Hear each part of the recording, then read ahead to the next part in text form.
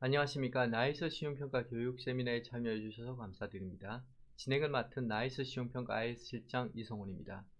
오늘은 건설산업 현황과 최근 이슈사항 점검을 주제로 발표하겠습니다. 이후 질의응답 시간을 갖겠습니다. 세미나 내용에 대해 궁금하신 점은 발표자 권준성 책임연구원 또는 IS실로 문의 주시기 바랍니다. 이제 교육 세미나를 시작하겠습니다. 안녕하십니까. 발표를 진행할 나이스 시험평가 기업평가본부 권준성 책임연구원입니다. 바쁘신 와중에도 자리해 주셔서 진심으로 감사드립니다.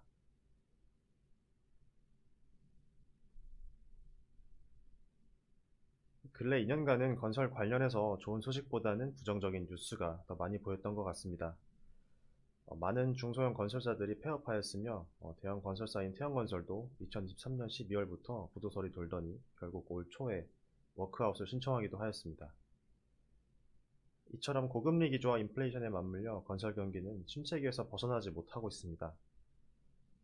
오늘 이 시간을 통해 건설 산업의 현황에 대해 살펴보고 최근 건설업 내 주요 이슈에 대해 점검해보고자 합니다. 순서는 다음과 같이 진행하겠습니다.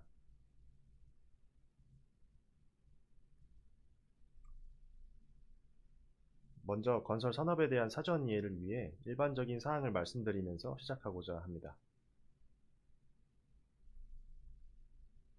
구체적인 수치는 모르셔도 개별 산업으로서 건설업이 국내 경제에서 얼마나 중요한지는 익히 알고 계실 것 같습니다. 왼쪽 표에서 보시다시피 건설 투자는 국내 GDP에서 약 15%의 높은 비중을 차지하고 있습니다.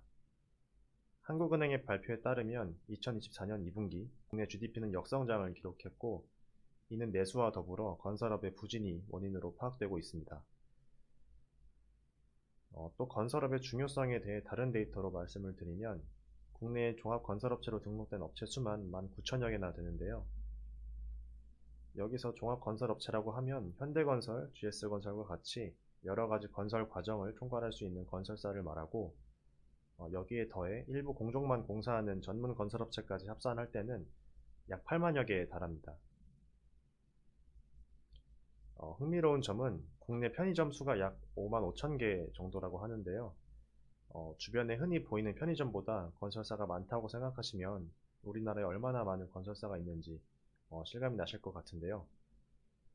그만큼 건설업은 국가 경제와 국민의 삶에 밀접한 관계를 맺고 있는 산업입니다.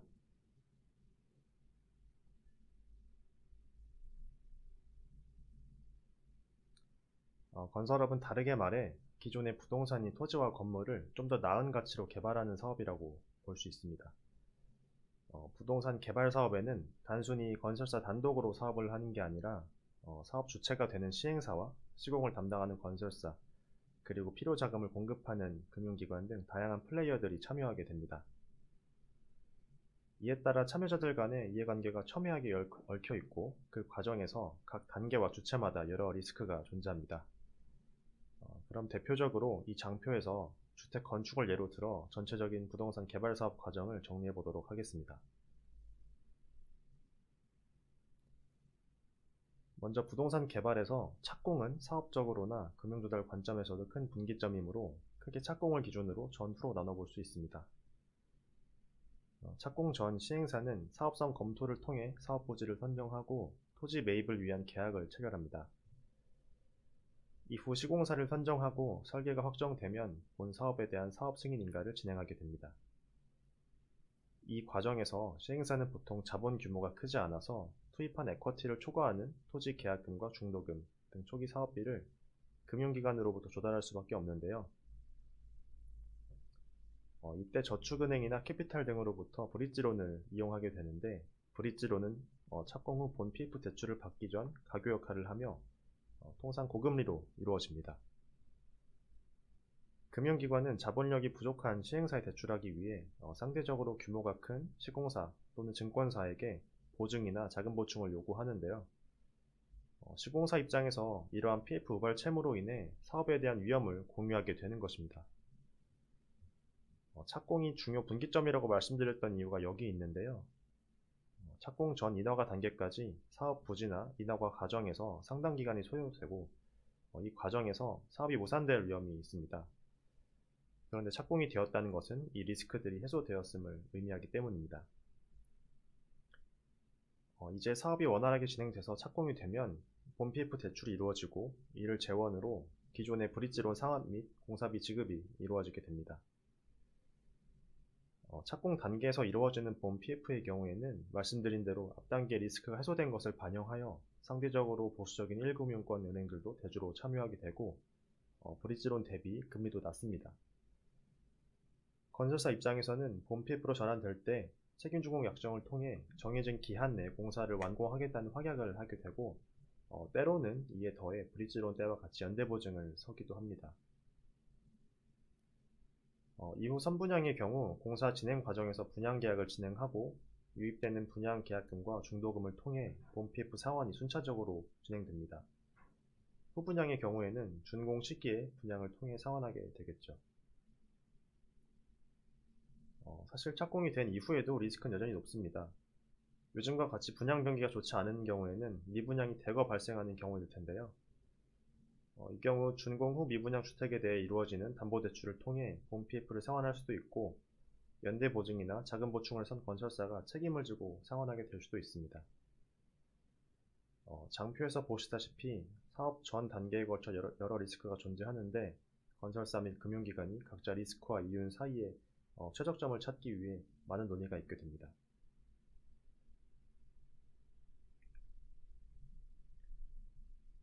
여기서는 뒤에서 나올 건설업에 나타난 이슈들은 사실상 구조상 나타날 수밖에 없는 고질적인 사항들입니다. 이를 이해하기 위해서 몇 가지 알아야 될 건설산업의 특성을 살펴보겠습니다. 첫 번째로 건설업은 발주자의 개별적인 주문에 따라 생산활동이 이루어지는 수주산업입니다. 제조업은 대량 생산을 미리 해서 불특정 다수의 수요를 예측하여 시장에 판매하는 것이 가능하지만 건설업은 수주를 한 이후에 발주처의 요구사항을 맞추어 진행하기 때문에 생산 기간이 존재합니다. 예전에 국토부 장관이 아파트가 빵이라면 밤새워라도 만들겠다라고 한 유명한 말이 있죠. 빵과 달리 수주한 건축물, 플랜트, 교량 등을 단기간 내 만들 수 없다는 뜻입니다. 보통 주택은 착공 후 완공까지 약 2에서 3년 정도가 걸립니다. 물론 토지 보상, 인허가 등의 사전 절차 등을 포함시키면 실제 수주 후 완공까지 기간은 현장별로 천차만별일 수 있습니다. 비주택인 토목, 플랜트 공사는 그 공사 규모에 따라 공사기간이 상이하며 대형 플랜트와 교량 공사의 경우 공사기간이 3에서 5년을 상회하기도 합니다. 수년간의 공사기간이 소요되기 때문에 현재의 수주가 중장기적인 산업 변화에 직접적인 영향을 받습니다. 따라서 건설업의 사이클에 대한 전망이 필수적이고 설사 호황기에 사업이 진행된다 하더라도 공사 기간 동안 다양한 변동 위험이 존재하며 이것이 건설업의 핵심 위험 요인이라고 볼 수 있습니다. 공종별로 어떠한 위험이 있을 수 있는지 보면 우선 비주택 부문은 과거 국내 건설회사들의 대규모 손실 원인이었던 해외 공사를 예로 설명해 보겠습니다. 주로 해외 피드 업체들이 제공하는 원천 설계를 바탕으로 세부 설계 및 시공을 하게 되는데 공사 진행 중에 실제 세부 설계가 변동되거나 발주처의 요구 혹은 건설회사의 시공 실패 등으로 재작업을 하게 되면서 추가 원가가 발생하는 경우가 많습니다. 또한 실제 납기를 맞추기 위해 추가 비용을 지불하면서도 돌관 공사를 실시하기도 했습니다. 또 기계적 준공이 완공되었음에도 불구하고 발주처의 펀치로 추가 비용이 발생하기도 하고 계약서상 납기를 지키지 못해 지체상금이 발생한 경우도 다수 있었습니다. 최초 수주 시 예측하지 못한 문제들이 공사 중에 발생하면서 실제 국내 대형 건설사들이 수년 전에 영업 손실을 기록하기도 하였습니다. 주택 부문을 보면 사실 주택의 경우 플랜트와 대형 교량 공사와 달리 시공법이 표준화되어 있습니다. 따라서 주택공사의 경우 최초 건설회사가 수주 시 예측한 총 원가가 실제 완공 시까지 상향 조정되는 경우가 많지는 않았습니다. 하지만 주택의 경우에도 공사 기간 동안 다양한 변동 위험이 존재합니다. 특히 최근에는 건자재 가격 이슈 때문에 수익성 측면에서도 변동성이 이전 대비 높아졌습니다. 또한 최초 수주하였을 때는 분양이 성공적으로 될 것 같아서 수주했는데 실제 분양 시점에 부동산 경기가 악화되면서 미분양이 많이 발생할 수도 있습니다. 이렇게 되면 실제 공사비는 계속 투입되는데 분양 대금을 받지 못해 시공사의 재무 상황이 악화될 수 있습니다. 공사 대금을 결국 제대로 수령하지 못하거나 대물 변제로 가져온 부동산의 시장 가치가 하락하면서 대규모 대손 상각비가 인식되어 손익구조가 악화되기도 합니다. 두 번째로 레버리지 활용이 불가피한 구조입니다. 발주처가 별도로 존재하고 건설사가 시공만 담당하는 도급공사의 경우에는 긴 공사기간 동안 발주처가 공사대금을 지급하는 시점과 건설회사들이 공사비를 투입한 시점의 불일치로 인해 공사기간 동안 자금 쇼티지가 발생할 수밖에 없습니다. 특히 주택도급사업의 경우 시행사와 체결한 대금계약 방식이 공사 진행률에 따라 대금을 지급받는 기성불이 아닌 분양률에 따라 수령하는 분양불의 경우에는 대규모 미분양이 발생했을 때 기성금마저도 제때 받지 못하는 경우가 생길 수 있습니다. 그렇게 되면 건설사는 통상 준공 의무가 있기 때문에 자체적인 자금을 계속 투입하면서 공사를 진행할 수밖에 없습니다. 또 앞서 말씀드린 대로 해외 플랜트 공사의 경우에는 발주처의 요구로 인해 예정된 공사대금 수령 시기보다 실제 공사대금 회수가 지연되기도 합니다. 또한 건설사가 개발 사업에 참여하는 경우에는 실제 분양을 통한 분양 대금이 유입되기 전까지 토지 취득 및 기타 비용으로 자금 쇼티지가 발생하게 됩니다. 자금 쇼티지는 결국 차입금으로 충당을 해야 하며 그 기간이 길어질수록 금융 비용으로 인해 사업성이 점차 악화될 수밖에 없습니다. 이러한 이유 때문에 국내에서는 분양이 통상 선분양으로 이루어지는 경우가 많은 것입니다.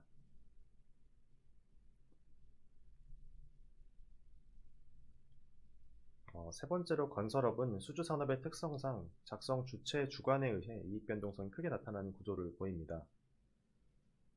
플랜트나 토목공사의 경우 말씀드린 대로 설계 변경, 발주처 감리에 따른 재작업 등으로 추가 원가가 발생하는 경우가 다수 있습니다. 주택사업의 경우 표준화된 시공법으로 인해 예정 원가의 변동 가능성이 상대적으로는 제한적인데 최근과 같이 건자재 가격이 상승하게 되면 당연히 수익성이 악화될 수 있는데요. 여기에 더해 미분양 해결을 위한 할인 분양 등으로 손실이 발생하기도 합니다. 이렇게 수년간의 공사기간 동안 최초 수주 시에는 예측하지 못한 상황이 발생하면서 건설회사들의 손익이 급격하게 변동되기도 합니다.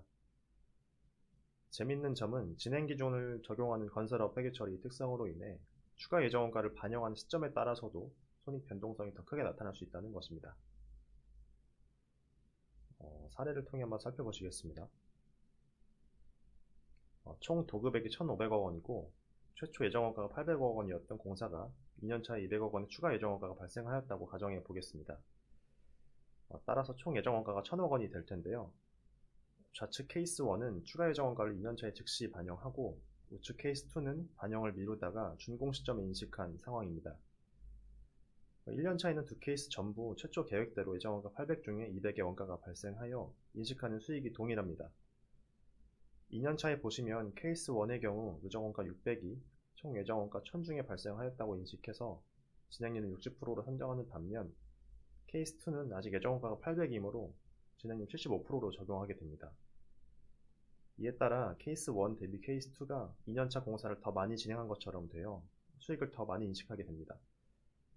이에 따라 마지막 3년차에는 변동성이 더 크게 나타나게 됩니다. 케이스 1은 나머지 예정원가 내에서 공사가 진행되어 잔여수익 200을 인식하게 되는데 케이스 2는 마이너스 25의 어닝 쇼크가 발생하게 되는 것입니다. 총 이익은 500으로 두 케이스 모두 동일한데 인식 시점에 따라서도 달라질 수 있다는 것을 보여줍니다. 통상 결산 시점에 준공이 임박한 현장들이 많은 건설사들의 경우 케이스 2와 같은 상황이 많이 발생하게 됩니다. 이렇게 되면 기존의 3분기까지 우수한 수익성을 보이다가 결산을 반영한 사업보고서를 받아봤을 때는 막상 수익성이 급격하게 떨어지는 것을 종종 보게 됩니다. 건설사들의 예정원가 추정과 반영 시점이 매우 중요하다는 것을 알 수가 있습니다. 그럼 지금부터 본격적으로 산업의 현황과 전망에 대해 설명드리겠습니다. 먼저 보시는 건설 수주 규모는 건설 경기의 주요 선행지표로 활용이 되는 점에서 의미가 있는데요. 통상 건설 수주와 같은 선행지표가 2년 정도의 시차를 두고 투자와 같은 동행지표에 반영된다고 보시면 됩니다. 2022년 국내 건설 수주가 역대 최고를 기록한 이후 23년 이후로 공공 및 민간 모든 부분에서 부진한 상황입니다. 24년 상반기 기준으로 96조 원의 수주가 이루어졌는데 이는 전년 동기 대비 6% 감소한 수준입니다. 특히 공공 부분에서는 경기 부양을 위한 SOC 사업 등으로 수주 규모가 소폭의 성장세를 보이는 반면 민간 부분은 23년 26%, 24년 상반기 10%의 감소세를 보여주고 있습니다. 이는 민간 시장을 중심으로 건설 사업이 위축되고 있으며 향후 건설 경기가 녹록지 않다는 것을 보여주고 있습니다.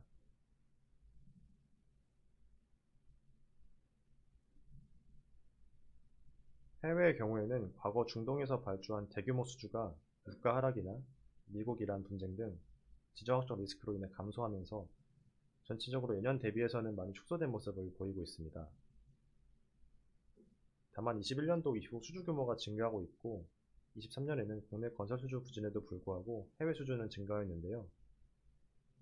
특히 태평양, 북미양 건설 수주가 증가했는데 이는 미중 무역 전쟁으로 촉발된 미국의 온쇼링 정책 등으로 국내 제조업체가 북미 공장 건설 투자를 확대하겠다는 것으로 보여집니다. 국내 건설사들이 높은 의존도를 보이는 국내 주택시장의 어려움을 겪는 상황에서 해외 부문으로의 공정 다변화가 요구되는 상황입니다. 실제로 전통적으로 해외 쪽 건설을 많이 했던 현대건설을 비롯해서 GS건설, 대우건설 등은 중동이나 호주 등 세계 각지에서 수주를 재차 확대하고 있는 추세입니다.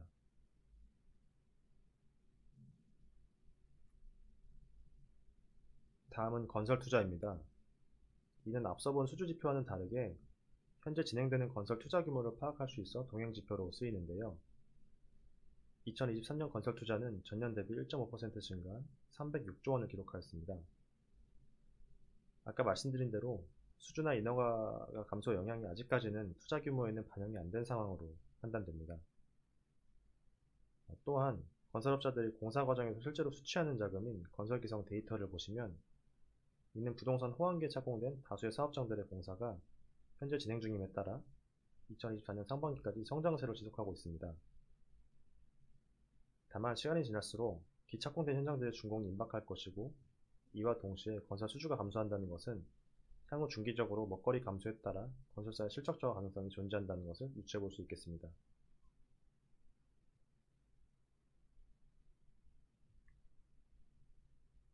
다음으로는 주택시장을 살펴보겠습니다.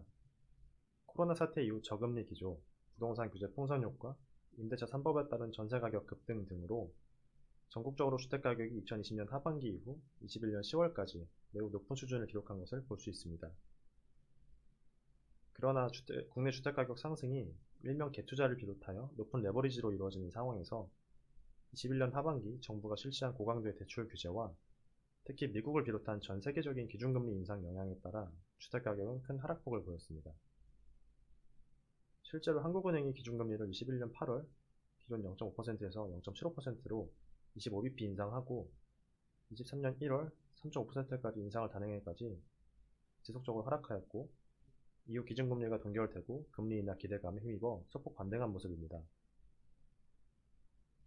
미국에 이어 24년 10월 11일 한국은행도 기준금리를 일부 낮췄는데요. 뒤에서도 말씀드리겠지만 이미 주택담보대출 등의 시장금리에는 기준금리 인하의 기대감이 반영되면서 발표 이후 효과는 크게 나타나고 있지 않는 모습입니다. 눈여겨보실 점은 가격 반등이 수도권을 비롯한 일부 입지가 우수한 지역을 중심으로 이루어져 있고 이외 지방 지역에서는 오히려 가격 지수가 떨어진 모습입니다. 이에 따라 지역별 양극화는 더욱 심해지고 있는 것을 알 수가 있고 향후 시장금리 인하로 수요자들의 구매력이 상승할 경우에도 일부 지역 중심으로만 가격이 오를 가능성이 높습니다.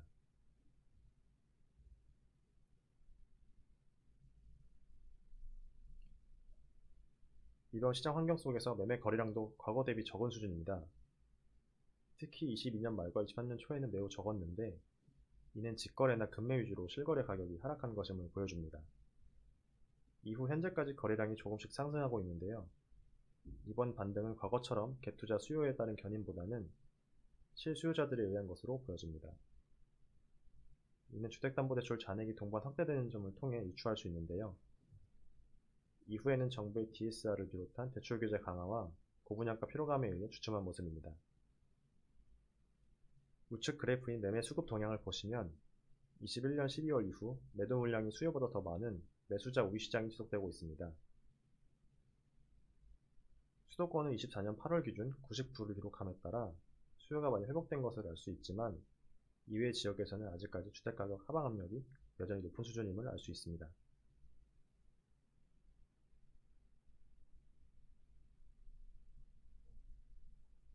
미분양 물량도 공통적으로는 주택 경기나 공급 과다로 인해 저조한 모습을 보였는데 마찬가지로 지역별로 상이한 모습을 보이고 있습니다. 우선 분양 개시 이후 3에서 6개월 내의 초기 분양률을 보시면 22년 말에 큰 충격을 받고 24년 2분기 기준으로도 저하되었는데 서울은 70% 수준에서 하방 지지가 있었는데 반해 대구나 울산은 분양률이 5%를 하회하는 수준까지 떨어지는데 지방에서 하락세가 두드러졌습니다. 통상 건설사들은 초기 분양률 50%를 기록하면 준공 시기에 맞춰 분양 실적이 점차 개선되며 공사비 회수가 가능하다고 보고 있는데요. 현재와 같은 상황에서는 일부 분양 실적이 저조한 광역시나 기타 지방 물량이 많은 건설사들은 운전자금 부담이 확대될 가능성이 높다고 보고 있습니다.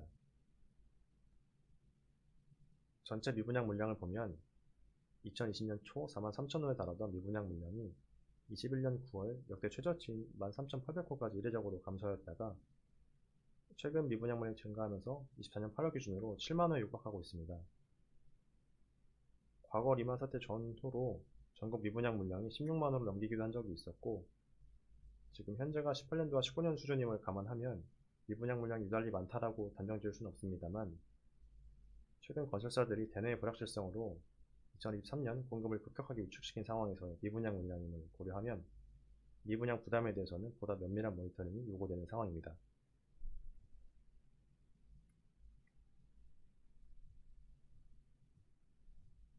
미분양은 준공 전 미분양과 준공 후 미분양으로 나눠볼 수 있는데요. 준공 후 미분양은 입주를 했는데도 팔리지 않고 빈집으로 남아있는 주택인 만큼 악성 미분양으로 불립니다. 준공 후 미분양의 경우에도 지속적으로 증가하고 있는 추세로 24년 8월 기준으로 16,000세대를 기록했습니다. 수도권을 중심으로 거래량도 일부 살아나고 금리 인하에 맞춰 주택 경기도 회복설이 조금씩 나오고 있는 상황에서 미분양은 왜 계속 증가하고 있는 것인지 생각해보면 결국 가격일 것입니다. 공사원가 급등을 이유로 분양가가 지속적으로 상승하는 가운데 스트레스 DSR 규제와 같은 대출 규제에 따른 자금 부담이 존재하고 지속적인 주택가격 상승으로 인한 피로감이 쌓인 것이 원인으로 파악됩니다. 특히 서울의 경우 민간아파트 분양가격이 24년 9월 기준 제곱미터당 1,400만원에 육박하고 있습니다. 이는 공사비 상승뿐만 아니라 토지대 매입 비중이 늘어난 것이 원인입니다. 실제로 분양가 중 대지비가 차지하는 비중은 2018년도 이전 40에서 50%대였으나 최근 70%대 육박하기도 하였습니다. 따라서 현재 미분양 해결을 위해서는 결국 할인 분양이나 분양가 하락이 요구되는데 건설 관련 대부분의 원가가 급등함에 따라 녹록치 않아 보입니다. 이로 인해 미분양 물량 적체 상황은 당분간 지속될 것으로 판단이 되고 있습니다.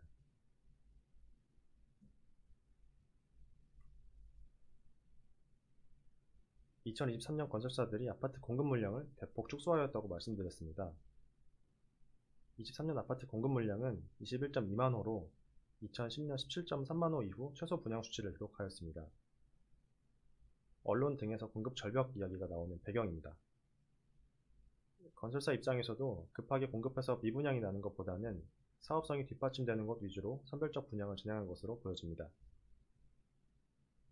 다만 미착공 상태에서 사업을 계속 끌고 나가는 것이 금융비용 측면에서 시행사나 건설사들에게도 부담이 있기에 2014년에는 기존의 이연된 물량에 대한 공급이 이루어질 것으로 예상되고 있습니다.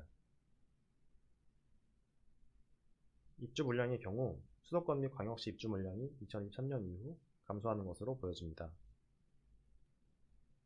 이는 공사 진행 중인 아파트 물량이 본격적으로 축소될 수 있으며 건설 투자나 건설 기송의 감소함을 의미하므로 건설사의 실적 저하 가능성을 뒷받침해줄 수 있을 것입니다. 특히 지방은 여전히 장기 평균 수준으로 입주 물량이 예정되어 있습니다. 따라서 지방의 경우 준공 후 미분양이 추가적으로 증가할 수 있는 것으로 보여집니다.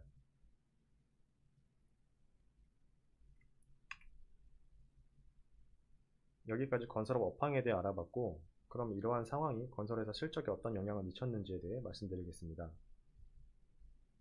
건설 기성에서 보신 바와 같이 2020년도와 2021년 착공된 현장들의 공정 진행이 계속되고 있어 건설사들의 매출 규모는 증가세를 지속하고 있습니다. 다만 주요 선행 지표들과 분양 및 착공 물량을 고려하면 중기적으로는 매출이 저하될 것으로 판단됩니다. 한편 수익성의 경우 과거 2015년 분양 물량이 증가했을 때 착공된 현장들의 기성이 진행되고 해외 현장들의 손실이 2017년을 전후로 일단락되면서 이후 국내 대형 건설사들의 영업이익이 개선되었습니다. 그러나 러시아 우크라이나 전쟁 등 지정학적 이슈와 높은 인플레이션율로 건설 농업비와 건설재 가격이 급등하면서 2022년 이후 수익성 부담 현실화가 뚜렷하게 나타나고 있습니다. 23년 특정 건설사의 재시공 등의 이슈로 비경상적 영업 손실이 반영된 효과를 제거하면 24년 상반기 기준으로 수익성 악화 추세는 더욱 심화되고 있습니다. 건설사들은 기수주한 공사에 대해 도급금액 증액 계약을 통해 수익성 회복을 꾀하고 있습니다. 그러나 높은 금리와 경기 위축으로 사업장 전반의 사업성이 저하된 상황에서 충분한 증액은 이루어지지 못할 것으로 보여집니다.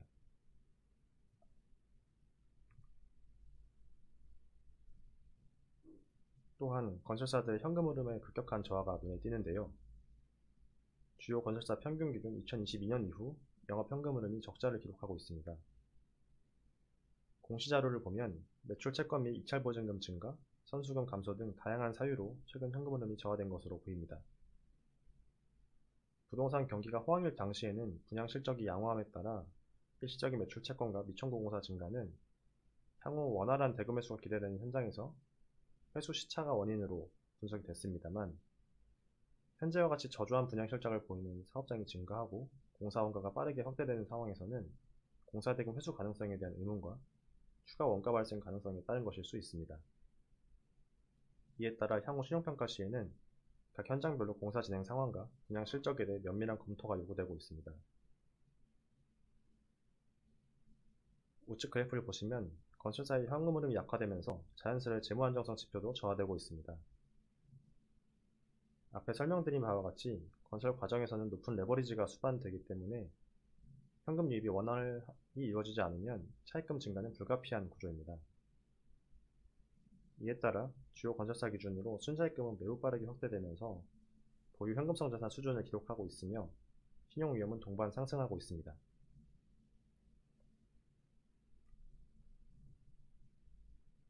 영업 외 이익 측면에서도 건설사에게는 비우호적인 상황이 지속되고 있습니다. 건설업 대내외 불확실성에 따른 투자 위축으로 건설사가 발행하는 회사채에 대한 수요가 감소하였고 이에 건설사의 자금 조달 비용이 크게 상승하게 되었습니다. 현금 흐름 저하로 차입 규모가 크게 확대되고 금리까지 상승하면서 일부 건설사의 경우에는 영업이익 상당 부분이 이자 비용으로 충당되는 상황까지 이루어지고 있습니다.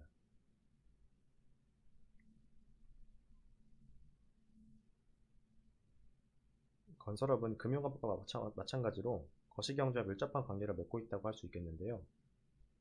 특히 부동산 투자는 주택담보대출로 대표되는 시장금리의 영향을 상당히 많이 받고 있습니다. 이번 달 초 한국은행이 기준금리를 0.25%포인트 인하하긴 하였으나 주택담보대출 금리는 유지되고 있는 것으로 파악됩니다. 이는 앞서 말씀드리긴 했지만 시장금리의 기준금리 인하 가능성이 이미 선반영되었기 때문인데요. 장표에 있는 그래프를 보시면 과거 대비해서 은행 조달금리 대비 주담대 금리 스프레드가 크지 않은 것을 볼 수 있습니다. 이를 고려하면 오히려 주담대 금리가 추가 인상될 가능성도 있습니다. 이에 따라 기준금리 인하에도 불구하고 여전히 주택시장에는 시장금리 상승에 따른 하방 압력이 상존하고 있는 것으로 보여집니다.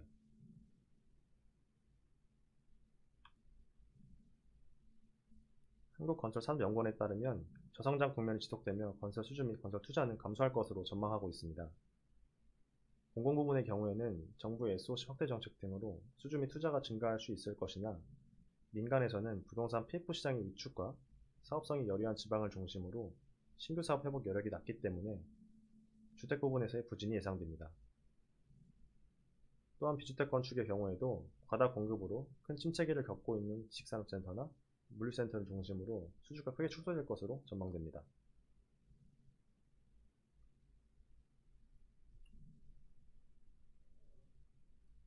주택 가격의 경우에는 불확실성이 높아 전망 자체가 조심스러운 상황입니다.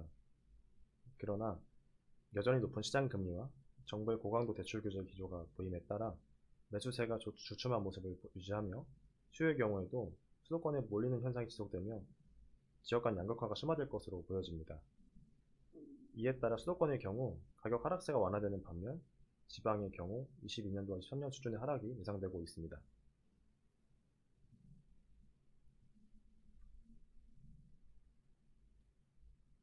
산업 현황에서도 살펴보신 것처럼 미분양 적재 상황은 당분간 지속될 것으로 보여지고 건설 원가도 여전히 높은 수준입니다.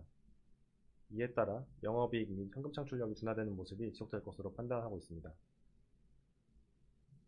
현금 유입이 지연되며 순차익금 의존도는 추가적으로 상승할 것으로 보여지며 건설 경기 침체 장기화 국면에서 향후 유동성 대응 능력에 따라 건설사별 신용도가 차별화될 전망입니다.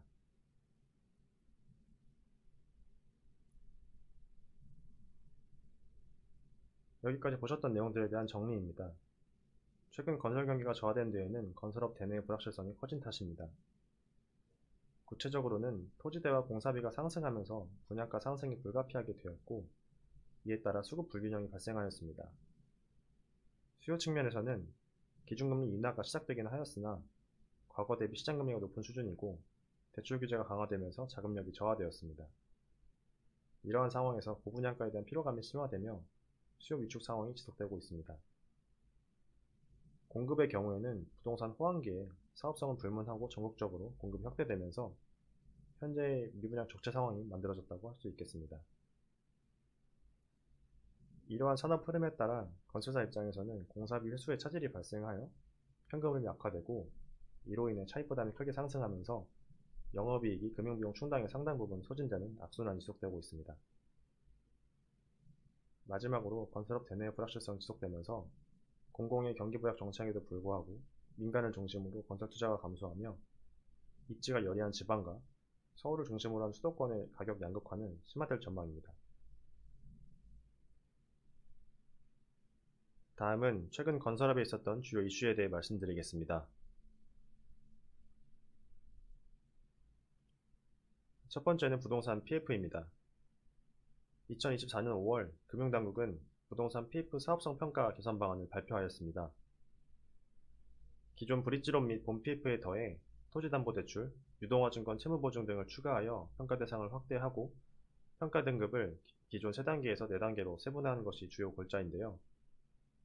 새로운 평가 방식에 따르면 2023년 말 부동산 PF 사업성 평가 대상에 속하는 규모는 약 230조 원으로 확대되며 사업성 저하로 사업 추진이 곤란하여 부실 우려 등급으로 분류된 사업장에 대해서는 상각 및 경공매를 통한 매각이 추진됩니다.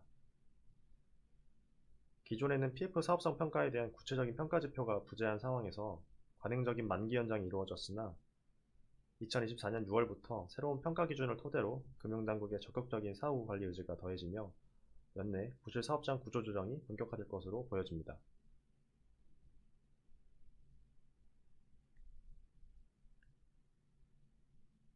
이후 2024년 8월에는 개선된 사업성 평가 방안에 따른 결과를 발표하였습니다. 금융권 PF 대출 및 토지담보대출 연체율이 지속적으로 상승하였고 유의 사업장과 부실 우려 사업장 관련 여진 규모가 약 21조 원으로 본 PF 4.1조 원과 브릿지론 4조 원, 토지담보대출 12.9조 원 등으로 파악이 되었습니다.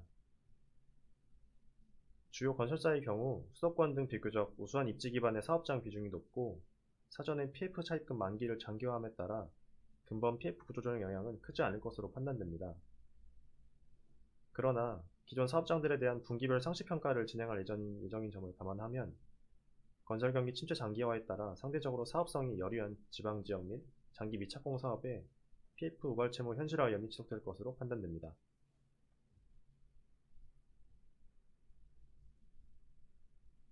두 번째는 책임준공입니다. 과거에는 건설사가 준공 의무를 다하면 의무가 해제되는 책임준공에 대해 크게 리스크 있게 보지 않는 경향이 있었습니다. 책임준공은 브릿지론이 본 PF로 전환되면서 붙는 경우가 대부분이며 분양 실적과 달리 건설사의 돌관공사 등으로 준공 시기를 맞추면서 해결되는 경우가 많았기 때문입니다. 다만 최근에는 착공 지연 및 시행사의 파산에 따른 대위 변제, 그리고 또 책임준공 미행에 따른 채무인수 등의 사례가 증가하고 있습니다. 책임준공이 리스크로 부각되는 점은 연대보증이나 자금보충과 같은 PF후발 채무 대비 금액이 상당히 크며 자기자본 수준을 감안해도 규모가 매우 과중한 수준이기 때문입니다. 또한 최근에는 사업 불확실성으로 인허가 이후 착공이 지연되면서 착공 전환율은 62%를 기록하고 있으며 이는 특히 사업성이 저조한 지방에서 더 크게 나타나고 있습니다. 이에 따라 PF 우발 채무뿐 아니라 책임준공 현실화로도 건설사의 재무부담이 가중될 것으로 판단됩니다.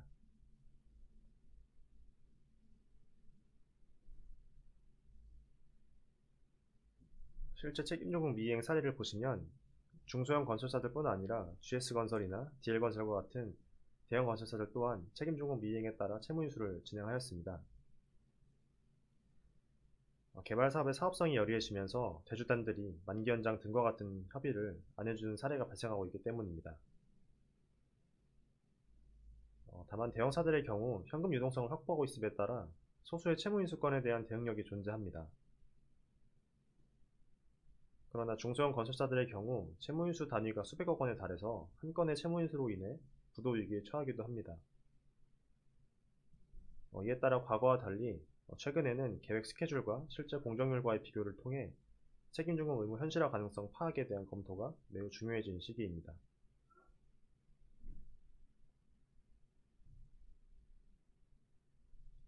세 번째는 건설원가 상승에 대한 부분입니다. 앞서 말씀드린 바와 같이 건설사의 수익성이 최근 눈에 띄게 줄고 있는데요. 레미콘 철근 등 주요 건자재 비용과 공사부문 인건비 등을 반영한 건설공사비 지수는 2021년에서 22년 가파르게 상승한 이후 현재 그 폭은 둔화되었으나 여전히 상승세를 유지하고 있습니다. 레미콘의 수도권 지역 표준 단가는 2020년 이전 로베당 6만원대에서 유지되었으나 원재료인 시멘트 가격이 유연탄 수급 악화, 전력비 부담 등으로 상승하면서 평가일 현재에는 9만원을 상회하고 있습니다. 이는 공사비 급등 시기에 수주한 사업장의 예정원가 상승을 견인하고 있습니다. 특히 착공 이후 도급액 조정이 어려운 점을 고려하면 21년도와 22년 착공한 사업장의 비중이 증가하면서 건설사의 수익성은 지속 저하되고 있습니다. 이러한 가운데 최근 콘크리트 및 철근 품질 이슈로 원자재 투입량의 증가 필요성이 대두되는 점을 고려하면 공사비 부담은 높은 수준에서 유지될 것으로 판단됩니다. 이에 따라서 결과적으로는 신규 공급주택의 분양가 하락 가능성은 제한적인 것으로 판단됩니다.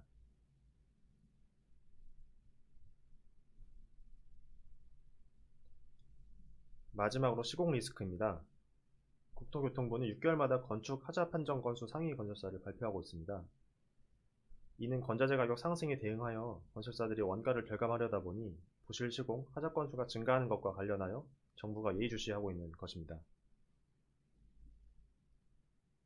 이러한 문제가 본격적으로 촉발된 것은 2021년도부터 23년까지 대형 건설사들의 시공 현장에서의 붕괴 사고 때문일 것입니다. 먼저 현대산업개발의 경우에는 2021년도와 22년 광주광역시에서 붕괴 사고가 발생하였고 이 과정에서 인명사고까지 발생하였습니다. 가장 최근에는 GS건설에서 23년 4월에 인천 검단아파트 지하주차장이 붕괴된 적이 있죠. 이 경우에는 인명사고는 발생하지 않았지만 GS건설 측에서 전면 재시공을 밝혔고 국토교통부에서 전국 아파트 전수조사를 할 만큼 파급 효과가 상당했던 사고입니다. 현재 각 사고로 인한 재시공 비용으로 현대산업개발과 GS건설은 각각 3,400억, 5,500억 원의 손실을 반영하면서 수익성이 크게 저하된 바 있습니다. 사고의 여파로 현재 두 시공사가 행정소송을 진행하고는 있으나 결과에 따라 관급공사 입찰 참여 금지나 심하게는 영업정지에 처할 수도 있습니다. 행정처분을 차치하더라도 브랜드 이미지 타격으로 인해 향후 수주 과정에서 시행사나 조합의 경쟁력이 약화될 수도 있고 이 과정에서 수주하기 위한 저가 입찰 가능성이 있으며 이는 곧 추후 수익성 저하로 이어질 수 있습니다. 결국 원가를 절감하려다 사업과 재무적 타격이 더 크게 나타날 수 있는 것을 보여줍니다. 건설사의 기본인 시공 품질과 같이 기초에 충실해야 할 것입니다.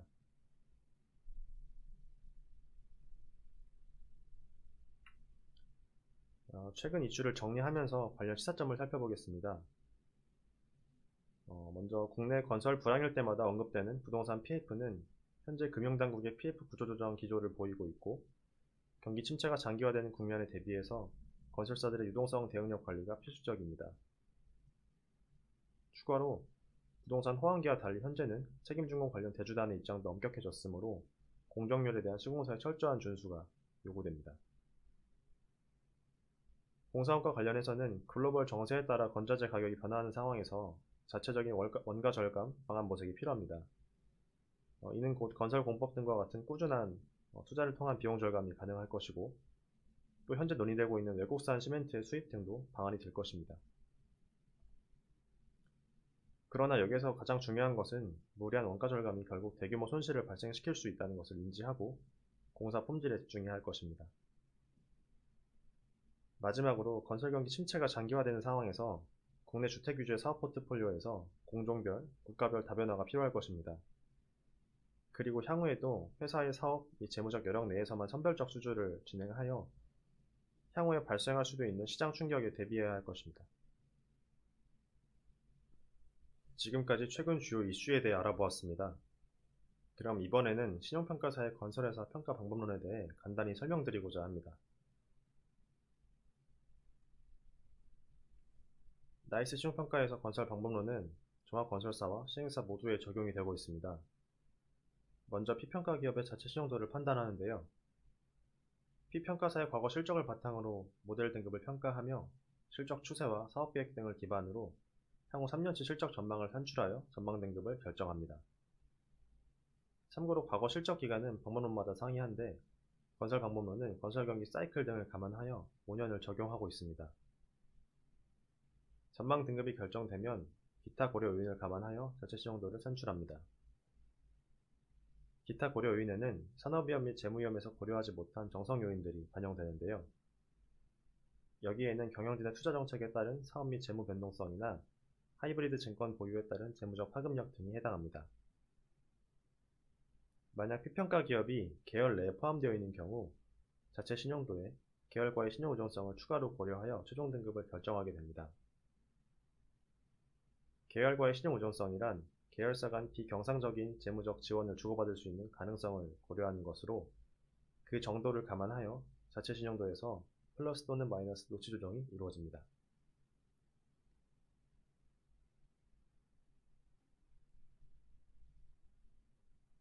세부 평가 요소 표를 통해 조금 더 구체적으로 말씀드리겠습니다. 나이스 신용평가에서는 회사를 평가할 때 크게 사업위험과 재무위험으로 나누어서 평가합니다. 그중 사업위험은 해당 산업의 특성을 고려한 산업위험 평가 요소와 개별 회사의 특성을 고려한 경쟁지위로 평가 요소가 나뉩니다. 경쟁지위 평가 요소는 시공능력 순위, 공사 잔량, 영업 수익성의 정량 지표와 사업 다변화 수준, 사업 경쟁 역량을 평가하는 정성 지표가 있습니다. 정량 지표는 각 구간별 수치를 참고하시면 되겠습니다. 정성 지표는 다음 페이지에서 좀 더 자세한 말씀을 드리고자 합니다. 재무위험은 크게 금융비용 커버리지, 현금 흐름, 재무구조, 재무적 융통성 이 네 가지로 평가 요소가 나뉘게 됩니다. 정량적인 지표는 각각 영업이익의 금융비용에 대한 대응 수준, 영업현금 흐름의 차입금에 대한 대응 수준, 자기자본 규모, 부채 비율이 있고, 그 외에 재무적 융통성, 우발부채를 포함한 자산부채의 질적 수준, 사업 관련 대여금 및 출자 부담의 적정성을 평가하는 정성평가 요소가 있습니다. 정성적인 지표는 각 회사별로 특성도 고려하지만 유효 등급이 있는 회사 간의 하이어키도 같이 고려합니다.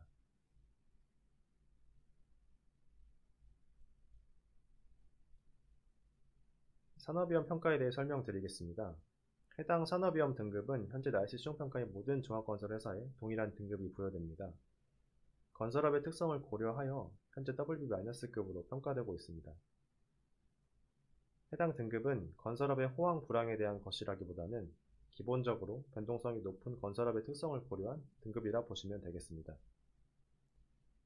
높은 경쟁 강도, 정책 및 경기 민감도, 공급의 비탄력성으로 인한 수급 구조의 높은 변동성 등 건설업의 본원적인 특성이 반영되어 산업위험 등급이 최종 결정된 것입니다. 사업위험 내 경쟁지위 평가 요소를 보다 세부적으로 보시면 시공능력 순위는 매년 건설협회에서 7월에 발표되는 것을 사용합니다. 다만 이는 종합건설회사에 해당하는 것으로 종합건설회사 외 전문 엔지니어링 업체는 국내 및 해외 시장 내에서 엔지니어링 전문 업체 회사로서의 시장 지위를 정성적으로 반영하여 평가합니다. 사업 다변화 수준은 첫째는 사업 및 공정 다각화, 둘째는 지역 및 거래선의 다변화, 셋째는 계열 물량 수주에 따른 영업 안정성 확보 수준, 이 세 가지 측면을 종합적으로 평가합니다. 사업 경쟁 역량은 건설업종 주요 경쟁 요소에 대하여 피평가 기업이 확보하고 있는 기본적 역량을 의미합니다. 사업 경쟁 역량 평가 시 고려된 요소로는 브랜드 인지도, 시공 경험, 원가 관리 능력, 전문 인력 보유 및 기술 역량 수준, 영위 분야의 다양성 및 확장 잠재 가능성, 해외 사업 관리 운영 역량, 주거용 건축사업 분양 위험 관리 능력 등이 있습니다. 수주 잔액은 그 건설회사가 확보해 놓은 공사 물량을 평가하는 것입니다. 영업 수익성도 정량 지표이며 EBIT 마진율 기준 4에서 6% 수준을 보통 수준으로 보고 있습니다.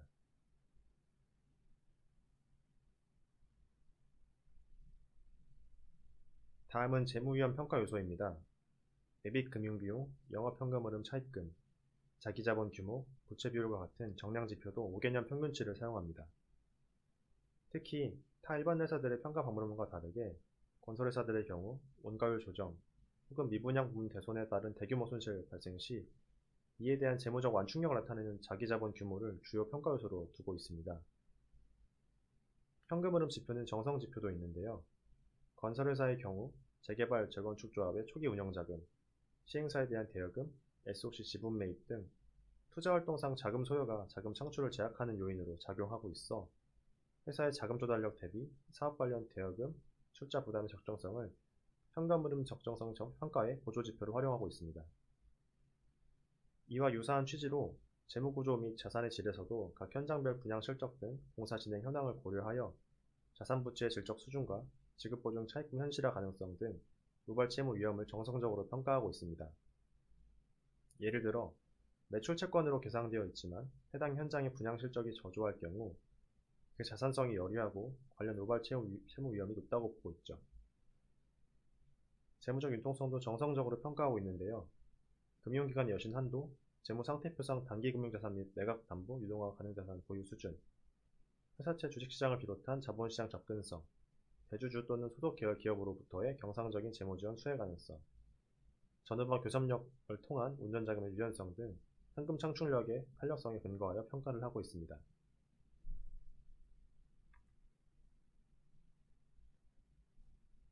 실제 건설사들의 신용등급 추이를 보면 2018년도 이후 주택사업 호황기를 맞아 많은 건설사들이 상승 조정되었는데요. 대부분의 건설회사들이 1노치 상향 조정되었으며 많이 조정된 회사는 2노치 상향 조정되었습니다. 하지만 이젠 주택경기가 저하된 상태에서 앞서 살펴본 주요 이슈들로 인해서 신용위험이 확대됨에 따라 신용등급 또는 전망 강등 사례가 발생하고 있습니다. 일부 건설사들이 부동산 호황기에 축적한 재무적 완충력을 통해 신용도를 유지하고 있는 모습을 보이기도 합니다만 전체적으로는 수익성과 현금 창출력이 악화된 점은 분명한 것으로 보입니다. 이에 더해 PF와 부실 시공 등으로 이슈가 됐던 기업들은 실제로 신용등급 또는 전망이 하향 조정되기도 하였습니다. PF 관련해서는 롯데건설과 태영건설이 있고 GS건설과 현대산업개발은 시공품질과 관련된 이슈와 연관이 있었습니다. 태영건설의 경우 워크하우스 돌입하면서 트리플 C 등급으로 변경된 이후 만기 도래에 따라 등급이 소멸되었습니다. 향후에도 여리한 사업성의 부동산 PF 익스포저가 높고 유동성 대응력이 부족한 건설사의 신용위험이 상승할 전망임에 따라 건설사들 신용평가 시 관련 사항들에 대해 면밀히 모니터링할 계획입니다. 이상으로 건설 발표를 마치겠습니다. 지금까지 경청해주셔서 대단히 감사합니다. 권준성 책임연구원 발표 수고하셨습니다. 이제 주요 이슈에 대한 질의응답 시간을 갖겠습니다. 먼저 첫 번째입니다. 주택시장의 지역별 양극화 현상이 건설사에 미치는 영향은 어떠한지 답변해 주시기 바랍니다. 주택시장의 양극화 현상은 지역별 주택가격 차이로 나타날 뿐만 아니라 건설사에게 사업 및 재무적으로 영향을 미칠 것으로 보여집니다. 먼저 PF 자금 조달 시 대주가 수도권과 달리 사업성이 여리한 지방사업장들에 대해서는 PF 대출 실행을 기피하는 경향이 생기면서 본 PF 전환 및 착공 등 사업이 지연될 수 있습니다. 사업이 지연되는 경우 고금리의 브릿지론을 연장하면서 추가적으로 사업성이 악화되고 건설사가 시행사에 제공한 대여금 회수 일정이 늦춰지는 등 건설사 현금 흐름에도 부담으로 작용하게 될 것입니다. 이러한 영향 등에 따라 실제로 건설사들이 지방지역의 주택사업을 도중에 중단하는 사례가 발생하고 있습니다. 일부 대형 건설사가 PF 신용보강을 제공한 사업장에 대해 보증액만큼의 손실을 감수하면서 시공권을 포기하는 것으로 사업 진행에 따른 손실이 더 크다고 판단한 상황으로 보여집니다. 따라서 사업 포트폴리오에서 지방 사업장의 비중이 높은 건설사일수록 주택시장 양극화 현상에 따른 실적 부담이 크게 나타날 것으로 판단됩니다. 또한 양극화 현상은 수도권 사업에도 영향을 미칠 수 있을 것입니다. 수도권 및 일부 지역 내 주택을 선호하는 현상이 뚜렷해질수록 해당 지역들 중심의 한정된 공급 여건 하에서 건설사 간 수주 경쟁이 심화되면서 수주 실적 저하 및 저가 수주에 따른 수익성 부담으로 이어질 가능성도 있다고 보여집니다. 두 번째 질문입니다. 향후 공사 원가 상승세 둔화, 금리 인하로 건설사의 수익성 회복 가능성에 대해 답변해 주시기 바랍니다. 진행 사업장 중 공사원가 급등으로 예정원가율이 크게 상승한 사업장들이 현재에도 상당 비중을 차지하고 있는 것으로 파악됩니다. 공사원가 상승폭이 둔화되었다고는 하나 여전히 상승 추세는 유지하고 있으며 기착공된 사업장들은 도급액 증액 계약이 상대적으로 어려운 점을 고려하면 단기적으로 2025년까지는 해당 사업장들 영향으로 저조한 수익성이 지속될 것으로 보여집니다. 다만 최근에 착공된 사업장들은 급등한 공사원가가 도급계약 시 반영된 경우가 많으며 진행 사업장 내 해당 사업장 비중이 점차 증가하면서 중장기적으로는 수익성이 점진적인 회복세를 보일 것으로 전망됩니다. 한편 건설사 발행 증권에 대한 투자 심리가 일부 회복되면서 건설사의 자금 조달 금리가 소폭 안정화되었고 향후 추가적인 금리 인하 가능성도 존재하는 점은 긍정적으로 보여집니다. 그러나 현재 건설사들이 예상치 못한 시장의 충격에 대비하여 현금 유동성을 확보하는 과정에서 차입금과 금융비용이 크게 증가하였습니다. 이에 EBIT 금융비용 지표는 크게 저하되었으며 건설사의 유동성 확보 기조가 유지되는 상황임을 고려하면 중단기적으로 금융비용 대응력과 세전이익 창출력이 2021년 이전 수준으로 회복될 가능성은 제한적인 것으로 판단됩니다. 답변 감사드립니다. 더 궁금한 점이 있으시면 발표자인 건준성 책임연구원 또는 IS실로 문의 주시기 바랍니다. 긴 시간 나이서 시용평가 교육 세미나를 시청해 주셔서 감사드립니다. 다음 세미나에서 뵙겠습니다.